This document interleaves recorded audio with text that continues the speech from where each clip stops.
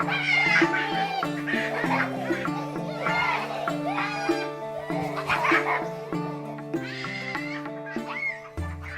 name is Patrick Brown, and I want to talk to you about suicide. The CDC tells us that the suicide rate is continuing to increase in America. I believe that one of the reasons that the suicide rate continues to increase is because of the taboo, myth, and stigma that surrounds the subject and keeps us from having an honest and open discussion about this important issue. Society's attitudes changed about suicide in the 5th century AD, when St. Augustine wrote that suicide was a crime against God.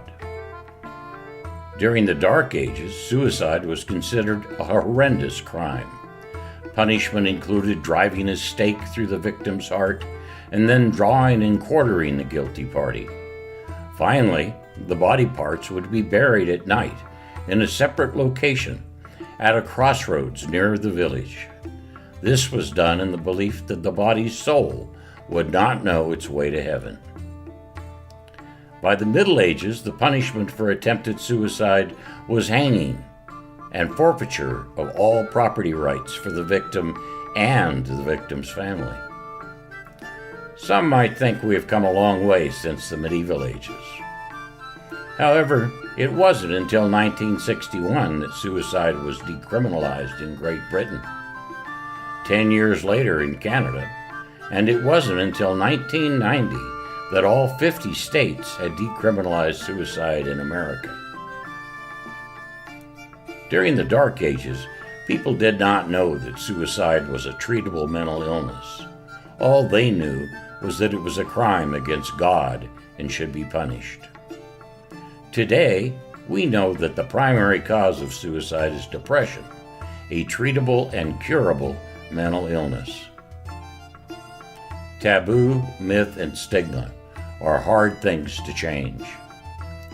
Philosophers and scholars tell us that our language, the words we use to convey meaning, can also be used to perpetuate taboo and create stigma. Take, for example, fear words like danger, extermination, radiation, and contagion. These are warning words. We use them to protect ourselves from danger and disease. For example, Ebola, smallpox, and cholera are contagious physical diseases. It is a wise and good thing that we protect ourselves from these contagious things.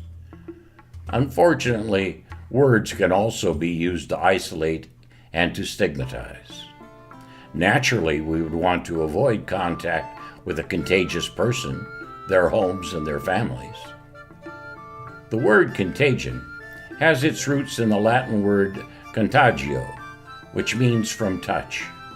Consequently, the word contagion originally meant that the spreading of infectious disease by physical contact with an infected person.